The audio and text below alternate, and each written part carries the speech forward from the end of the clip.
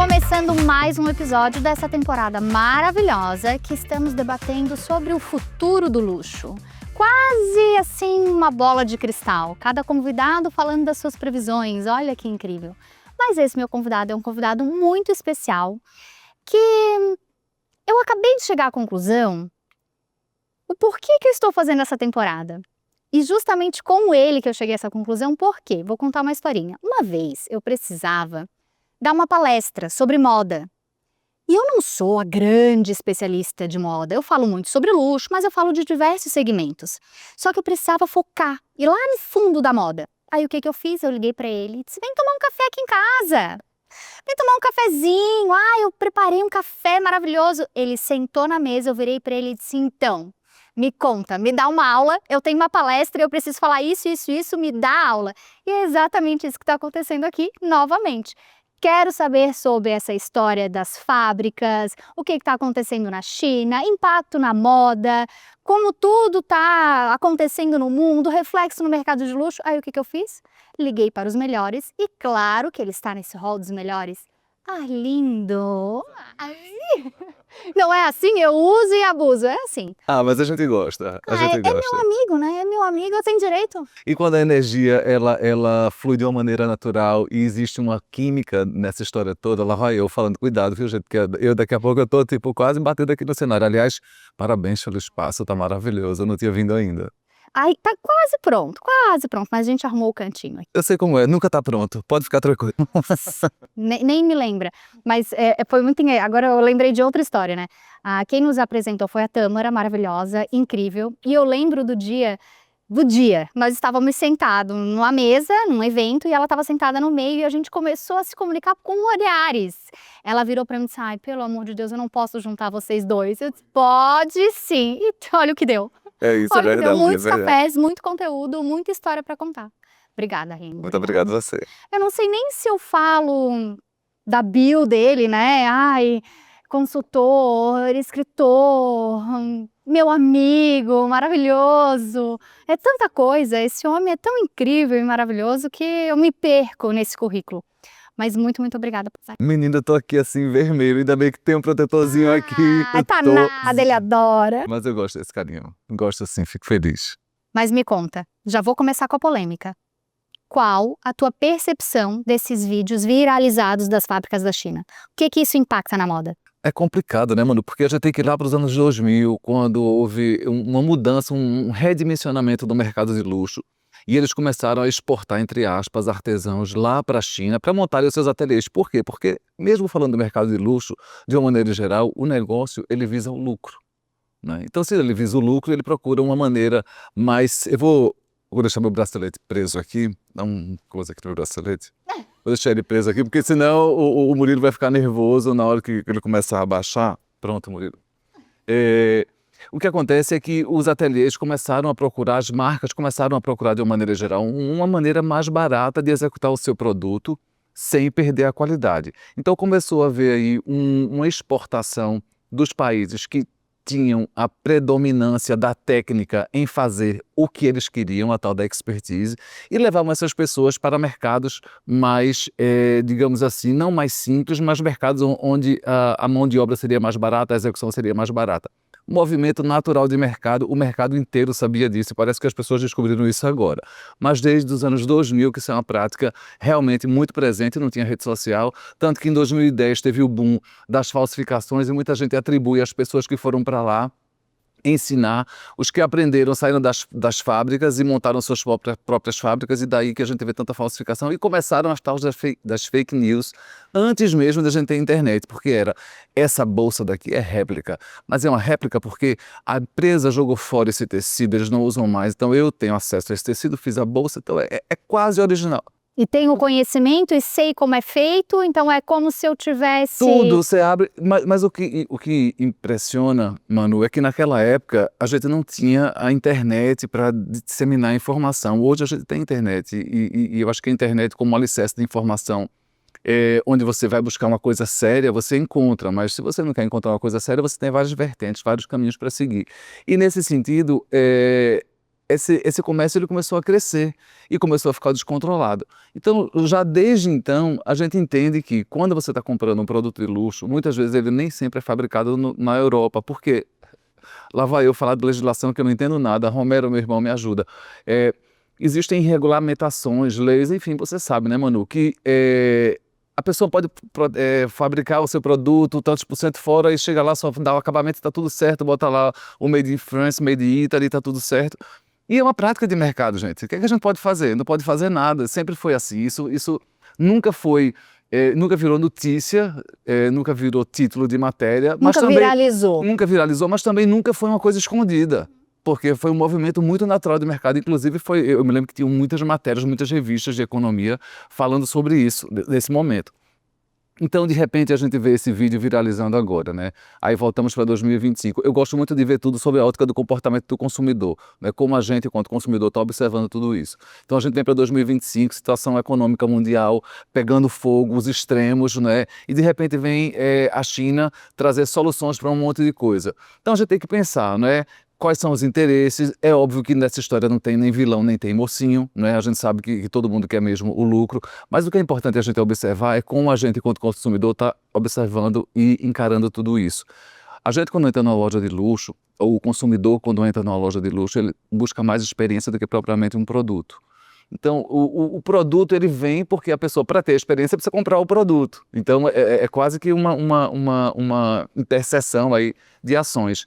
Mas, muitas vezes, essa pessoa não está muito interessada, sabe, mano, onde foi fabricado, quem é que fez, ou se a peça tem uma história, porque agora tem a história das bolsas da Hermès, uma empresa que recentemente virou a mais valiosa do mundo. Estamos falando de uma empresa de 17 milhões que tem fazendas para curtir o seu gado, o seu couro, empresas de ferragens para fornecer para eles, ou seja, é uma empresa tradicional, familiar, que não está nem aí para o que está acontecendo, porque já foram tantas fake news inventadas, e quantas vezes eles se posicionaram, porque uma empresa desse porte, acredito eu, Romero, meu irmão, de novo, advogado, me ajude, uma empresa desse porte, para se posicionar, ela precisa ter bases legais, ela precisa ter uma prova, ela precisa ter uma coisa concreta. Essa caixa é vermelha.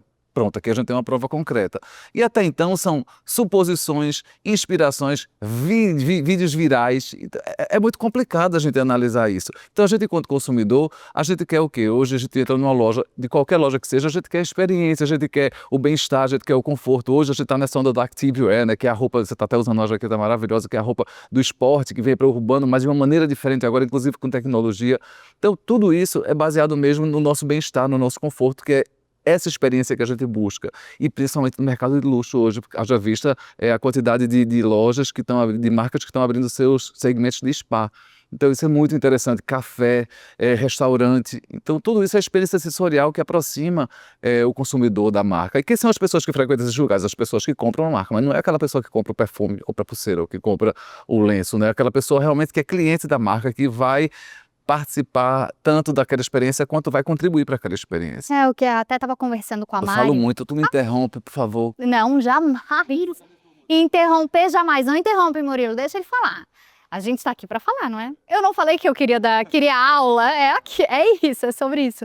Mas antes eu estava falando com a Mari sobre essa questão de experiência, e isso é muito interessante, né? Porque, e falei com a Maia também sobre isso, e aí a gente vai falando todos os episódios. Porque a experiência não tem como a gente falar de luxo e não falar de experiência. Eu acabei de voltar de Mônaco do simpósio e acho que foi a palavra que eu mais escutei lá, experiência, hiperpersonalização. E aí a gente vê os cafés. Vê os hotéis, vê Louis Vuitton com aquele tapume que, pra mim, eu fico pensando, sério que vai tirar esse tapume? Né? Eu espero que o hotel seja mais grandioso do que o tapume, porque o tapume já é tão maravilhoso. Mas tudo isso faz com que o cliente ele não vá consumir só o produto, que era o que tu estava falando. Não está consumindo só o produto. Ele vai consumir o café, ele vai consumir o sabor da marca, ele vai consumir o cheiro da marca, ele vai consumir o conforto da marca, a hora que eu sento na poltrona da Louis Vuitton, na hora que eu deito na cama da Armani. Então eu estou consumindo o sensorial da marca. E dentro do mercado de luxo a gente fala muito da intangibilidade. Que nada é tangível, é muito difícil a gente falar das emoções, tangibilizar as emoções. E essas experiências acabam que meio tangibilizando aquilo que a gente fala tanto no mercado de luxo, que é a sensação. Isso. E quando a gente fala em comportamento do consumidor, tu acha que isso faz com que um consumidor busque por mais consumo? Essas ações, essa experiência, tu acha que isso, uma coisa leva a outra, as marcas conseguiram entender isso? Mano, o que eu acho é que desde a pandemia, a gente enquanto consumidor, a gente precisa de ter um motivo forte para sair de casa, além da compra, porque a compra a gente pode fazer na mão. Enquanto brasileiro, nós tivemos a certeza da segurança que nós temos, teoricamente, de comprar online. Então, a gente entende que a gente pode comprar qualquer produto de casa sem sair, mas a loja quer que a gente vá até ela. E para a gente ir até ela, ela precisa proporcionar alguma coisa. Seja alguma relação afetiva, seja alguma relação econômica, ou até relação de compra e venda, mas que proporcione algum sentimento na gente que está comprando. Não é aquele sentimento quando a gente vai comprar, toda camada, todo mundo quando vai comprar tem aquele sentimento de carência. Eu quero comprar alguma coisa para suprir alguma coisa e sempre vou ouvir elogios, né? Que eu acho que isso é o vendedor um pouco mais antigo que está acostumado a bater meta. Não aquele vendedor que visa a fidelização, que é o vendedor do mercado de luxo. Mas, de uma certa maneira, o que eu acho é que quando a gente tem essas experiências que proporcionam, que fazem com que a gente saia de casa e vá até a loja, a gente tem um ganho muito maior, porque a gente começa a estabelecer relação emotiva e afetiva com a marca. Eu digo isso para muitas microempreendedores que eu dou palestra, e eles falam que é muito difícil criar um laço emocional com o vendedor, com o cliente. Eu falo, gente, primeira coisa, se você não tem condições de investir no cheirinho da sua loja, porque hoje em dia o cheiro da loja ele é peculiar, tanto que é um case, porque ele começou a ser comercializado de uns anos para cá, de muitos anos para cá. Então isso é muito bacana, porque começaram a dar o cheiro agradável, que cheiro é esse, que cheiro é esse, vamos comercializar. Então esse é o primeiro ponto. Mas eu não tenho dinheiro para investir. Toda loja, toda cidade tem a sua rua de essências. Se você não quer ir numa rua de essências, você pode fazer o seu cheirinho todo dia com casca de laranja, casca de limão. Existem alternativas. O café, mas eu não tenho a máquina fulano de tal que tem. Eu falei, meu amor, pega o café da sua avó, a receita da sua avó, faz isso, oferece aquele bolo cheiroso. Então isso vai fazer com que você comece a criar relação com crie relação com o seu consumidor. E a gente, enquanto consumidor, também quer esse mimo. A gente quer chegar numa loja e ter um brigadeiro gostoso, ter um café cheiroso que remete a gente à casa de alguém ou a algum momento que a gente teve. Então, essas experiências sensoriais, elas nada mais são do que um passaporte para levar a gente para esse mundo de emoção, como você Um falou. caminho, né? É um caminho, exatamente, exatamente. E independente do setor e do segmento de venda, seja o luxo, seja o popular, todo mundo quer buscar a sua experiência sensorial. Nem que seja entrar num provador, nem que seja entrar num provador, ter uma luz maravilhosa como essa daqui e começa a fazer as fotos e postar nas redes sociais, mandar para o grupo da família, enfim. Mas, e é interessante porque, assim, quando a gente, né, fala dessas experiências e quando a gente está na frente do cliente explicando para ele o quanto é importante ele criar essas memórias afetivas para ter essa relação a longo prazo, ele sempre pensa no grande. Ele sempre pensa, meu Deus, mas como que eu vou montar um café como a Tiffany montou? E é uma coisa que eu sempre falo, você precisa se inspirar no luxo e trazer para a sua realidade. Se a sua realidade é oferecer um bolo que você faz todas as noites para oferecer fresquinho na manhã seguinte, é isso que vai conectar. Isso é o teu luxo. Isso é o teu luxo, exatamente. Não é o grande, mas é aquilo que vai fazer diferença. E as marcas de luxo muitas vezes fazem isso, que não é o grande. Olha só, eu fui, agora nessa minha temporada em Paris, eu fui jantar no rooftop do Cheval Blanc. Pega lá, Murilo. Pega aí. Aqui, ó. Aqui é assim, dinâmico o negócio. Me ajuda aí, Murilo. E aí... Não, pode dar. Obrigada. E aí eu pedi o menu degustação, só que eu tava muito doente, eu fiquei muito doente na viagem.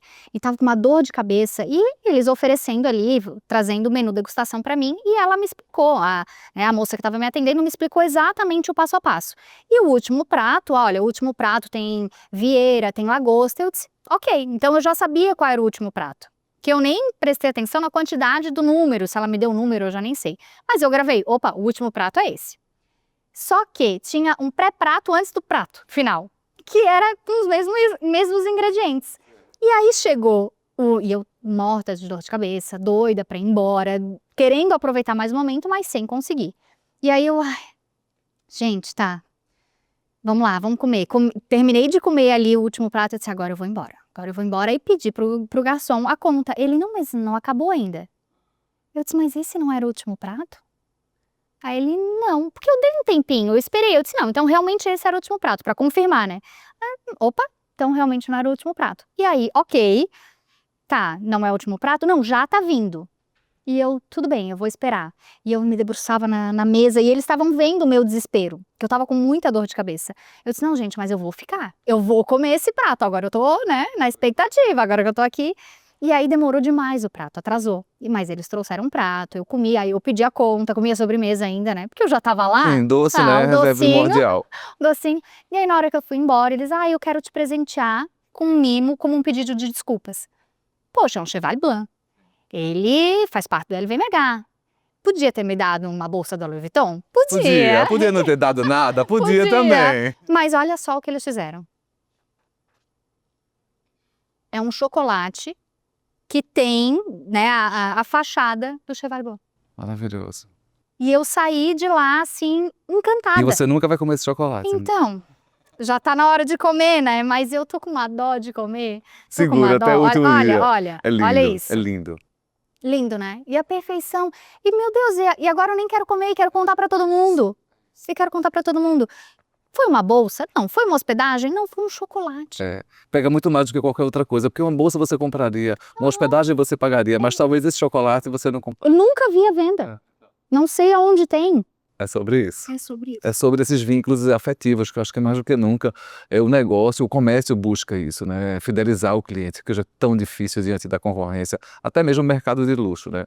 E o que me impressiona também diante desse comportamento do consumidor de luxo agora é ver o quanto ele está preocupado com tudo isso, porque você não vê ninguém falar absolutamente nada. As marcas, você não vê elas se pronunciarem absolutamente nada, ou seja, vida que segue, as empresas chinesas estão fazendo o seu papel, que é buscar esse holofote e mostrar também que eles têm expertise, afinal de contas eles têm um trabalho manual muito bem feito, têm a tecnologia, têm a matéria-prima, isso ninguém pode fechar os olhos. Então existe um movimento sim para olhar para esse mercado, mas ao mesmo tempo as marcas de luxo não estão muito preocupadas com isso.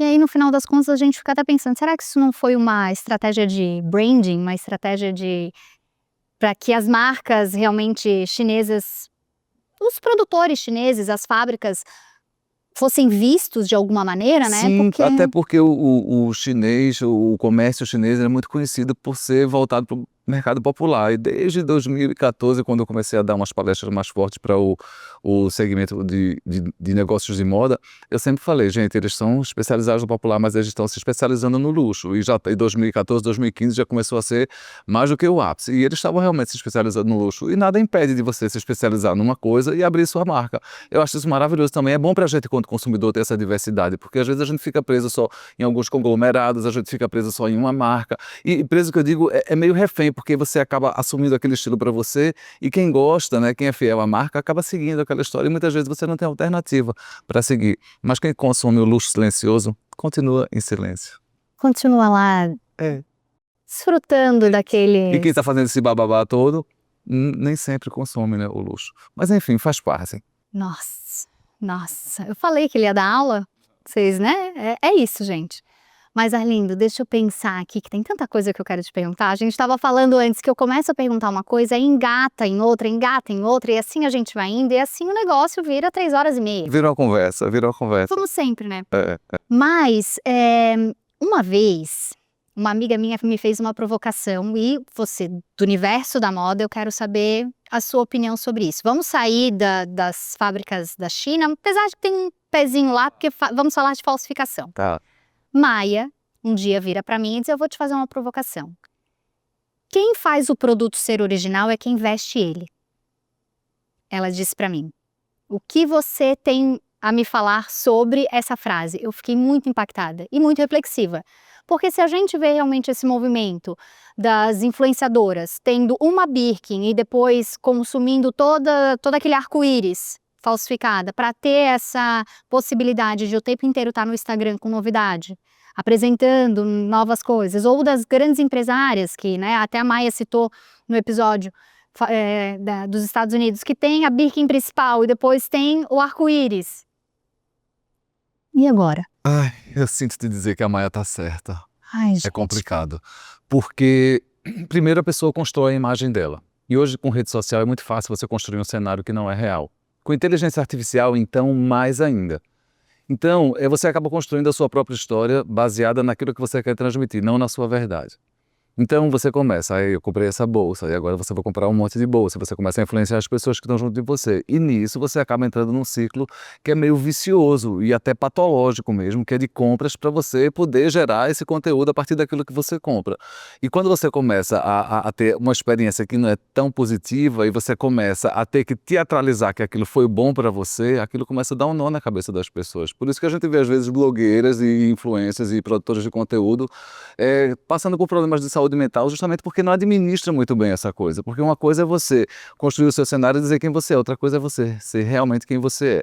Então, quando você constrói a sua imagem com alicerces, com verdade, com valores, às vezes você até coloca uma peça que não é original, mas muito difícil essa pessoa que construiu a sua vida a partir de valores fortes e valores concretos de vida mesmo, dificilmente essa pessoa vai usar uma roupa falsa. Mas se ela colocar, todo mundo vai acreditar que é verdadeira. Porque existe uma construção de imagem aí, além do que ela está usando. E aí, diante desse movimento de compras do arco-íris, vem a tal da história do pertencimento. Porque uma coisa é você ter acesso ao mercado de luxo, outra coisa é você ser do mercado de luxo, é você poder frequentar e comprar o mercado de luxo. E são poucas pessoas no mundo, né? Tanto que está todo mundo caladinho em relação a isso. Então a gente tem que buscar a nossa construção a partir daquilo que a gente acredita que é verdade. Por que as pessoas aparecem e desaparecem? É porque elas viralizam num vídeo, desviralizam em outro, são canceladas em outro e você procura verdade, procura uma profundidade no conhecimento e não tem. E eu sempre falo nos cursos que eu dou, nas palestras que eu ministro, a gente precisa se basear na verdade. Não adianta a gente querer pegar a história do outro, trazer para a gente, ou comprar a história do outro e trazer para a nossa narrativa, porque em algum momento isso aí desmorona como um castelo de areia. Então a verdade ela sempre prevalece. Então, construindo a sua imagem de maneira positiva, infelizmente você vai ajudar aquela pessoa que não é original ou abarca. E é pensar a longo prazo, né? Que é o mercado de luxo. Eu lembro quando eu comecei a estudar sobre esse universo lá um aninho atrás, não é alguns. Eu adoro quando começa a falar de tempo. Então é difícil, né?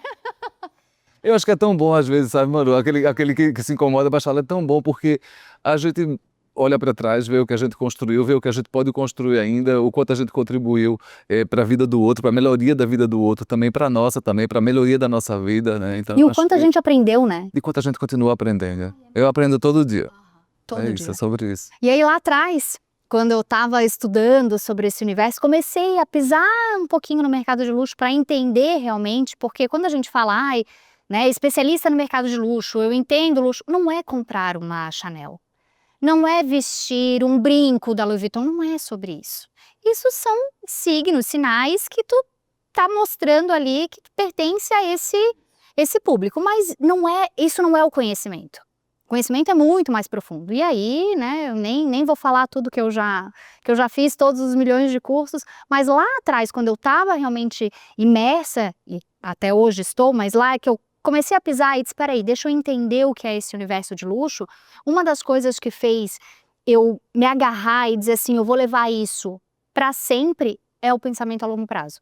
Então, tudo que eu faço, eu vou fazer um curso, eu vou fazer uma palestra, eu vou criar o meu podcast, eu vou... N coisas, eu penso a longo prazo isso. O que vai acontecer? Como vai ser? O que é a minha imagem? Né? Eu vou fazer um vídeo, eu quero viralizar, todo mundo quer aparecer, é legal, é bacana, né? Prestígio. Mas até que ponto? Eu não quero um momento. Eu quero vários momentos ao longo de toda a minha trajetória, de toda a minha carreira. Isso o mercado de luxo mostra muito bem. E aí quando a gente vê uma fábrica da China, né, trazendo e expondo isso, vai muito o desencontro dessa questão do longo prazo. E aí aquela cliente que valoriza o longo prazo não consegue entender o que a fábrica chinesa está falando. Mas o aspiracional está dizendo, peraí, o que eu quero consumir aqui? Eu quero consumir isso ou eu quero consumir aquilo? Como que tu vê esse consumo? Como que tu vê esse posicionamento de quem realmente entende do luxo, assim, busca pelo luxo, preza pelo luxo? Tu acha que isso vai afetar de alguma maneira? Quem compra o luxo, de jeito nenhum. Mas, de uma certa maneira, o que pode afetar é que pessoas com cabeça mais aberta ou com pensamento mais amplo podem querer descobrir novas marcas. Esse movimento eu acredito que possa sim acontecer. Por isso que essa visão lá para o continente asiático, as pessoas vão começar a olhar, até porque a Coreia do Sul também é um polo de criadores também. Então a gente tem que começar a observar esse movimento não por esse estardalhaço que está sendo feito por essa vitrine, que está sendo colocada para a gente ver, mas muito pelo que pode acontecer a partir disso, por as marcas que podem aparecer, pela expertise que eles têm também. E que isso é uma tendência mundial, né? Porque É a uma gente vê tendência hoje mundial. os grandes consumidores, inclusive os consumidores de luxo, buscando por marcas autorais. É isso, exatamente. Eu adoro uma marca pequena, uma pessoa que ela tem a gente fala de slow sumerismo, né? Aquela pessoa que consome pouco, mas também que produz pouco. É muito interessante, porque isso sim vira um produto de luxo, porque ele não é feito em série, ele é feito para você ou feito para uma pessoa e foi você. Mas eu acredito que esse movimento de compra no luxo, o consumidor de luxo, ele não está nem aí, porque ele busca a experiência e ele já sabe o que é que ele quer. Mas enquanto aspiracional, ele pode sim ver aí uma janela de possibilidades onde ele possa consumir também peças com qualidade, mas que não necessariamente sejam ligadas ao luxo. Porque o povo esquece que luxo não é você comprar uma bolsa de 15 mil reais. Luxo é você comprar uma peça que vem com história, né? Que passou pela mão de várias pessoas ou foi feita por uma pessoa só desde o começo ao fim. Então, existe uma série de coisas para a gente categorizar esse luxo que as pessoas falam. Então, luxo não é você entrar numa loja e poder comprar o que você quiser. É muito longe disso, o luxo. O que é luxo para você? Ai, meu Deus do céu. Luxo hoje em dia é ter saúde, é ter conforto em casa, é ter alimento, porque a situação no mundo hoje, de uma maneira geral, está muito complicada, já visto as guerras, essas situações todas que estão acontecendo. Então, eu acho que hoje em dia luxo é basicamente isso, porque o resto é aquela história que eu acabei de dizer, né? Todo mundo pode correr atrás, todo mundo pode comprar. Mas talvez a sua saúde mental, o seu conforto, o estar com a família, hoje em dia, eu acho que é um luxo para muita gente. E para você? Para mim também. Para mim, luxo é ter você aqui comigo. Ah, meu Deus. Gente, a gente finaliza mais esse episódio com este brilhante amigo meu, porque eu sou dessas, exibida, eu falo mesmo. Muito obrigada, Arlinda. Foi incrível. Obrigada pela troca de conteúdo, pelos ensinamentos. Eu falo que eu, uso e abuso, porque eu trago ele para aprender. Eu aprendo também, você sabe disso, a gente aprende junto. É uma troca. É isso. Obrigada mesmo. Obrigado. Vamos curtir a mesa, né? Porque tá cheia de doce salgado. Ele, deixa eu contar, né? Segredinho. Tem o ovo de Páscoa ali da Louis Vuitton. A gente vai comer. Agora. Beijo, obrigada. Segue, compartilha, curte, comenta, assina o canal e a gente se vê no próximo. Beijo.